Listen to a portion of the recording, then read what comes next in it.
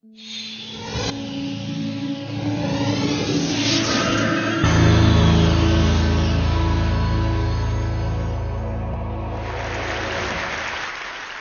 future, as we know, is very unpredictable. The best minds in the best institutions generally get it wrong.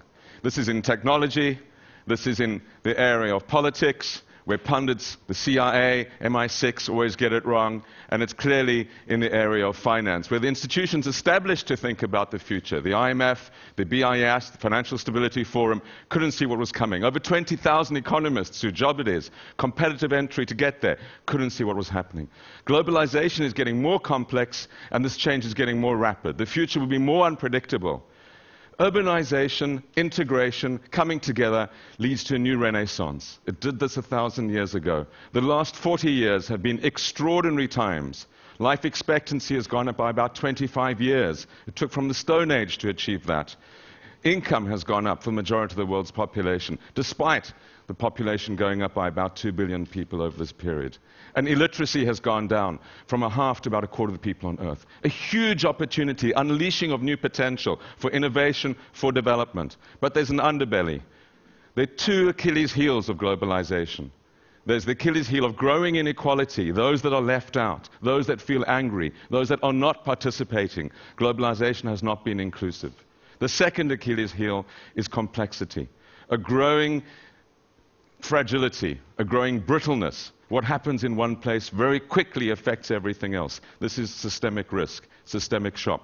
We've seen it in the financial crisis, we've seen it in the pandemic flu. It will become virulent, and it's something we have to build resilience again.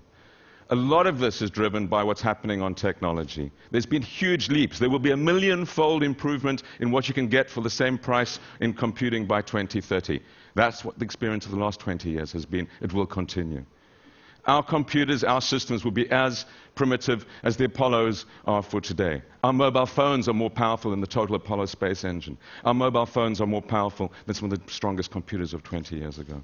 So what will this do? It will create huge opportunities in technology. Miniaturization as well. There will be invisible capacity in our bodies, in our brains, and in the air. This is a dust mite on a nano replica. This sort of ability to do everything in new ways unleashes potential, not least in the area of medicine. This is a stem cell that we've developed here in Oxford from an embryonic stem cell. We can develop any part of the body. Increasingly over time this will be possible from our own skin, able to replicate parts of the body. Fantastic potential for regenerative medicine. I don't think there'll be a Special Olympics long after 2030 because of this capacity to regenerate parts of the body. But the question is, who will have it? The other major development is going to be in the area of what can happen on genetics. The capacity to create, as this mouse has been genetically modified, something which goes 3 times faster, lasts for 3 times longer, and reproduce as this mouse can to the age of our equivalent of 80 years, with using about the same amount of food. But will this only be available for the super rich, for those that can afford it? Are we heading for new eugenics? Will only those that are able to afford it, able to be the super race of the future? So the big question for us is, how do we manage this technological change? How do we ensure that it creates a more inclusive technology? A technology which means that not only as we grow older, but we can also grow wiser, and that we're able to support the populations of the future. One of the most dramatic manifestations of these improvements will be moving from population pyramids to what we might term population coffins. There's unlikely to be a pension or retirement age in 2030. These will be redundant concepts. And this isn't only something of the West. The most dramatic changes will be the skyscraper type of new pyramids that will take place in China and in many other countries. So forget about retirements if you're young, forget about pensions, think about life and where it's going to be going. Of course, migration will become even more important. The war on talent, the need to attract people at all skill ranges, to push us around in our wheelchairs, but also to drive our economies and our innovation will be vital. The employment in the rich countries will go down from about 800 to 700 million over these people. This would imply a massive leap in migration. So the concerns, the xenophobic concerns of today on migration will be turned on their head as we search for people to help us sort out our pensions and our economies in the future.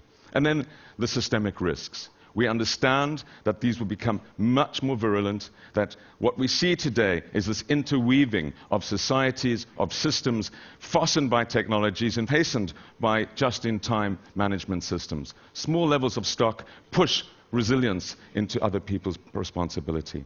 The collapse in biodiversity, climate change, pandemics, financial crises, these will be the currency that we will think about. And so a new awareness will have to arise of how we deal with these, how we mobilize ourselves in a new way and come together as a community to manage systemic risk. It's going to require innovation. It's going to require an understanding that the glory of globalization could also be its downfall. This could be our best century ever because of the achievements, or it could be our worst. And of course we need to worry about the individuals, particularly the individuals that feel that they've been left out in one way or another. An individual for the first time in the history of humanity will have the capacity by 2030 to destroy the planet, to wreck everything through the creation, for example, of a biopathogen. How do we begin to weave these